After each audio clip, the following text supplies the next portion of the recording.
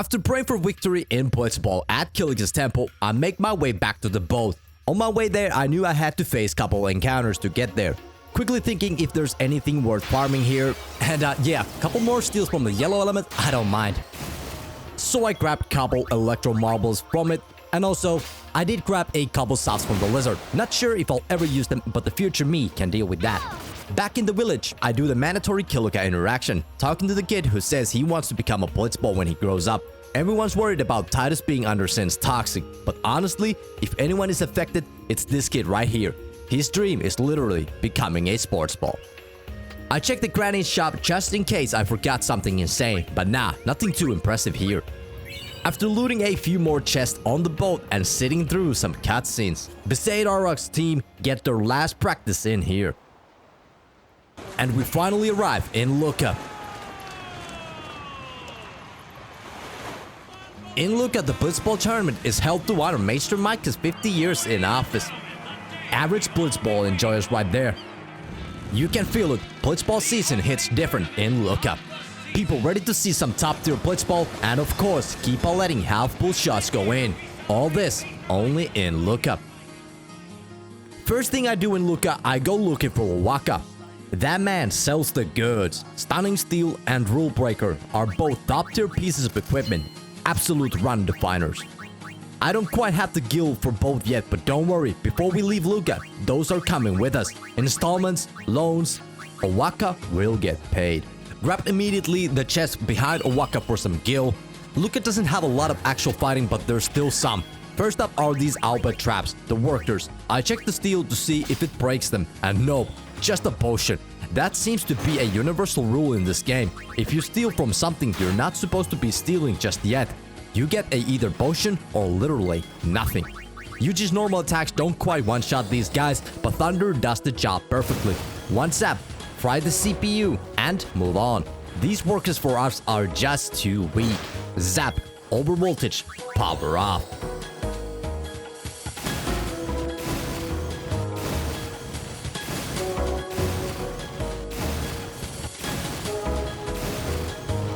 After that, we reach the Albert ship, and the obliterator pulls up, and this is where things get a little tricky. The game forces me to start off the battle with Titus, Lulu, and Kimari, so I give them just enough firepower to nuke their way out. Once only one was left standing, I swap in UG, and the real fight begins.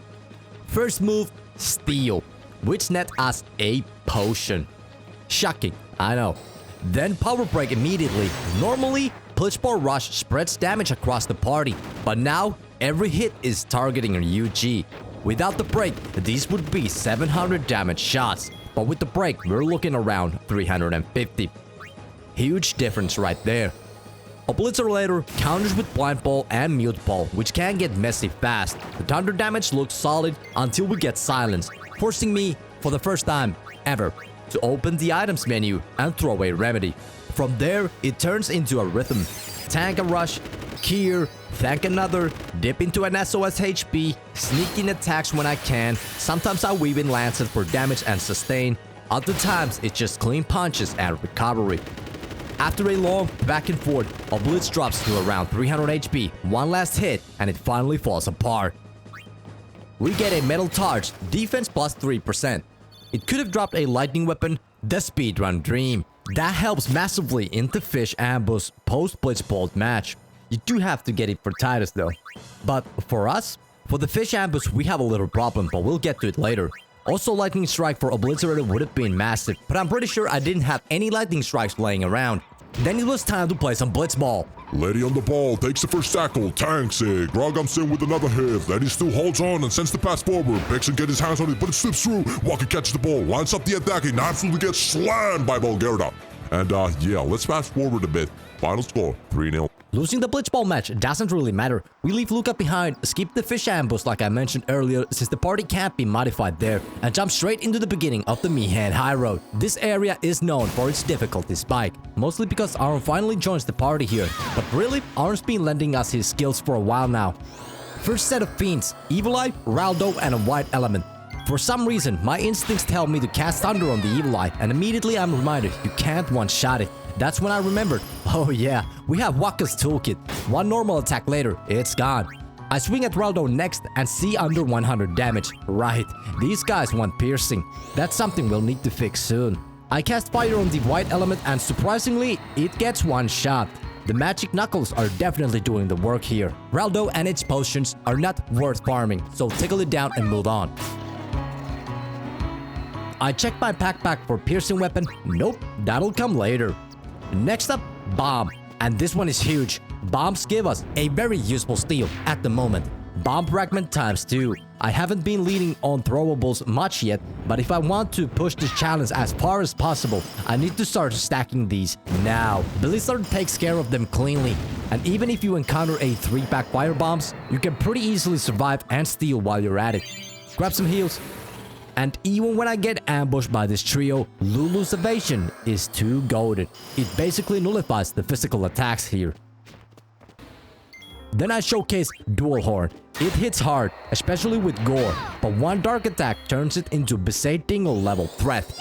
I do feel like they could have given this thing a better steal pool though. A potion from a hero like this just feels wrong. All I made sure was to keep it under darkness so it doesn't land a hit on us. And eventually, even a big hitter like a Dual Horn falls.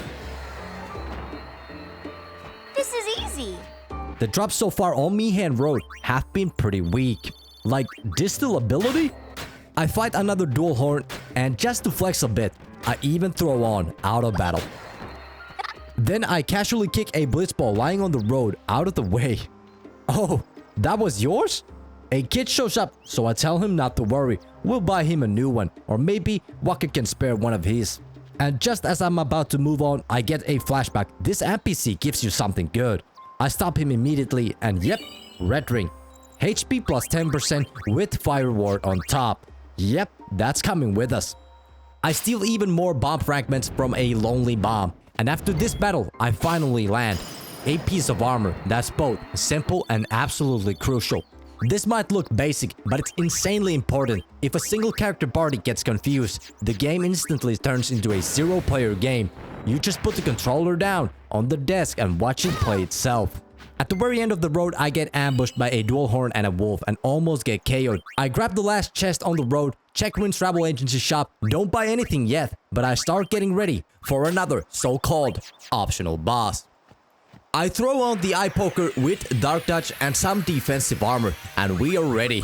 First turn is going to be power break, because this boss hits like a semi-truck. Chocobo Enjoyer answers with a left hook, 233 damage, and then immediately combos it into the push. That damage alone isn't worrying, but what really scares me is how fast this thing is.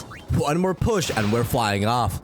I start mashing normal attacks, hoping darkness sticks. Eventually, it does. I check the steal, potion, of course. Now that it's not landing attacks on us, I try pushing damage to knock it over and maybe reclaim some ground. Because one thing about this battle, it's not just the boss battle. It's also a check to your ability to do damage. Technically, you're fighting against the time here. It doesn't take long before I'm sent into the attempt number 2. Alright, new plan. This time I prioritize darkness over everything. I need this thing to miss so I can actually focus on damage. Fire spells come out, but the speed problem is still here. I'm instantly back on the cliff edge. More fire, it finally topples. Then I refresh the darkness on it and it gets back almost immediately. That was fast. I keep spamming fire, but the damage just isn't enough. One more push later, we're off the stage again. At this point, it's clear. I'm missing tools. I even gave that previous strategy a multiple attempts, but now it was time to head back into Rins to solve a few problems. And it's finally time to cash in on Waka's gear from Luca. First up, Clock Hand. Slow is mandatory here. Then another tool, Poison Claw. This is the poison touch weapon I've been waiting for to utilize in battles. I consider the red torch, but I stick with the metal torch. Defense plus 5%. Yeah, let's go with that. Back into the fight. This time, Clock Hand equipped. The first turns come in. Power break, slow. Suddenly, Chocobo Enjoyer is a lot less intimidating. I swap in the Poison Claw and pray for it to stick. But here's the problem. Without piercing, my damage is basically non-existent. I need poison first, then I can swap back and start chipping. The 10,000 HP on this boss is a little jump from the previous. I get desperate, the poison won't land. And yep, I get pushed out again. Yes, even with the near perfect setup, this boss still demands luck. Next attempt starts the same, but this time poison finally lands. Back against the edge, piercing weapon in my hand, I carve off the first 1000 HP. And just look at these statuses. Since taxing got to ya, but you're still alive. Praise be to him. And now it was time to cash in. I dive into the backpack and start using bomb fragments. I simply need way more damage that I can produce with my normal attacks or black magic. And these criticals are definitely helping me. And for the first time ever, I actually push it back a step. Poison ticks for 500 per turn. Massive. It pushes us back into the final danger zone. Heavy attacks, more bomb fragments, knock it over again. Even on its back, it counters with Blizzard, forcing a cure out of us. The fight was looking good. We go back and forth on the attacks. It stands up, and that's where I make my mistake. It's starting to look like that I cannot afford to hit it with the normal attack when it's standing. So with all that planning and testing, this is the final round. This is it. I unload everything. Same opening, but this time when it's down, I only use normal attacks. When it's standing, no mercy. Bomb fragments everywhere. And it turns out, Chocobo Enjoyer does not enjoy bomb fragments. This was easily the hardest battle so far. Massive difficulty spike. Had to rely on bomb fragments, and luckily those bombs I stole from previously enabled it. But that makes this victory feel perfect. Mihan High Road treasure put to work. For drops, we get another Buster Knuckles, this time with the strength plus 10. That's good to have access to moving on. No piercing though, but not everything is wrapped in armor. Then I start making my way into the second part of the Mihan High Road. Here, things finally start clicking. Evil Eyes get clapped right out of the way. And for the first time, I'm actually one-shotting Raldos, which feels long overdue. I steal an Antarctic Wind from the White Element, absolutely worth grabbing for later. And some echo screens for Evil Eyes, utility is stacking up nicely. You'd rather have too many items than too little. Not everything goes smoothly though. I still get hit with some nasty starts like an ambush against these fiends. But when that happens, I pull out the bread and butter of Final Fantasy X. A simple grenade. I've been holding on to these tight for a reason. Massive damage to the entire lineup. Instant momentum shift. After that, only a bomb is left standing. I steal bomb fragments right back, reclaiming the ones I definitely didn't waste on Chocobo Enjoyer. I finish up the road and reach the gates before the Mushroom Rock Road. And I take a deep breath. Mushroom Rock Road, also known as Ambush Rock Road. Yeah, that's next.